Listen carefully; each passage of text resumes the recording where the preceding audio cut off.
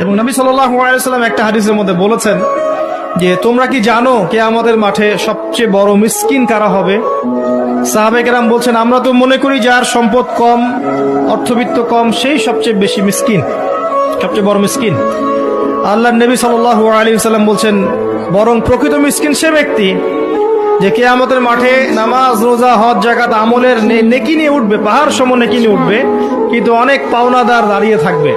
কারো হক নষ্ট করেছে, কারো গীবত করেছে, কারো অপবাদ, কাউকে অপবাদ দিয়েছে, কাউকে অত্যাচার করেছে, সবাই দাঁড়িয়ে থাকবে।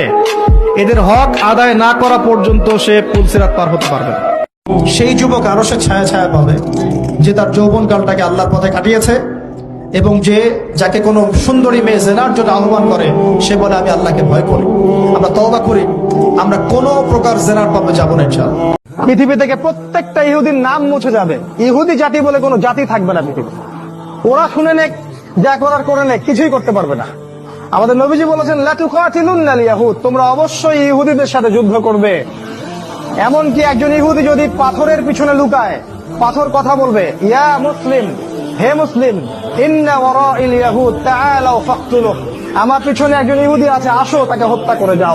একটা মানুষের দায়িত্ব নেয়া, তার অভিভাবক হওয়া, তার সাথে জীবনের সুখ দুঃখ হাসি কান্নাকে ভাগাভাগি করে নেয়, তার সাথে জীবনের উদ্দেশ্য ফিক্স করা, কষ্ট করে হলেও, সবর করে হলেও, সুখে দুঃখে পাশে থাকা, তার দায়িত্ব নেয়া, রেসপন্সিবিলিটি নেয়া, তাকে খাওয়ানো, তার ভরণ পোষণ দেয়া। কেউ যদি আপনার স্ত্রীর দিকে খারাপ চোখে তাকায়, আপনি তার চোখটা পর্যন্ত তুলে ফেলবেন, এর নাম বিয়ে। যাররা পরিমাণ সন্দেহ করবেন না যে আল্লাহ কি দিবেন না দিবেন না, আল্লাহ পাক অবশ্যই দিবেন ইনশাআল্লাহ। ওয়া মান ইয়াতাওয়াক্কাল আলাল্লাহ ফাহুয়া হাসবুহ, যে আল্লাহর উপর তাওয়াক্কুল করে আল্লাহ পাক একাই তার জন্য যথেষ্ট, আল্লাহ পাক যথেষ্ট। ইয়ারযুকু মান ইয়াশা বিগাইরি হিসাব, আল্লাহ পাক বেহিসাব রিজিক দেন যাকে চান।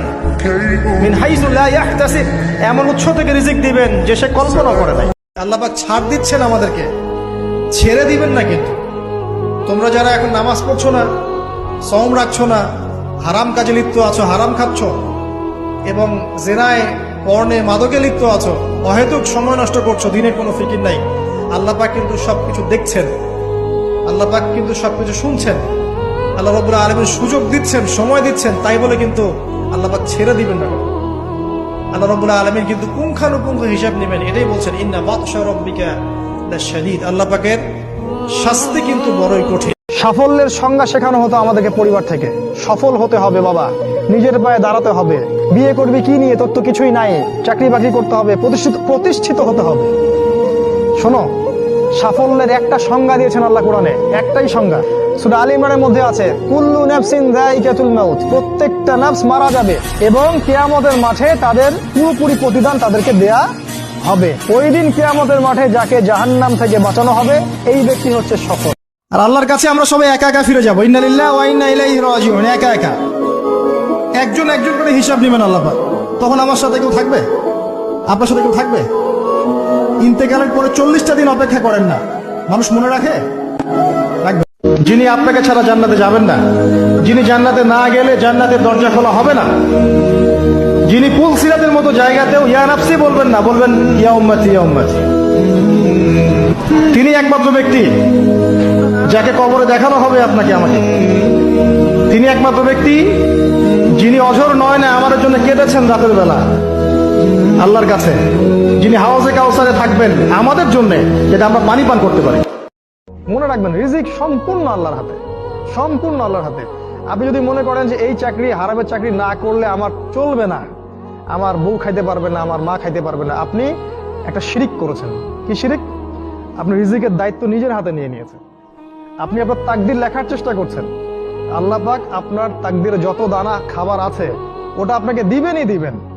আর আপনি হারাম পথে নিলে ওই পথে দিবেন, হালালের জন্য চেষ্টা করেন, আল্লাহ পাক সে পথেও দিবেন ইনশাআল্লাহ। একটু থামেন, এই যে ব্যস্ততার যুগে আপনি ঢুকে গেছি আমরা, সকাল থেকে শুরু করে রাত পর্যন্ত একটাই ফিকির, একটাই চিন্তা, টাকা পয়সা, বাড়ি গাড়ি, স্ত্রী সন্তান, বউ বাচ্চা, আমার ক্যারিয়ার, আমার রিজিক, এই তো। একটু এর মাঝে সময় নেন, আল্লাহকে সময় দেন, নিজের অতীতের পাপগুলোকে নিয়ে ভাবেন।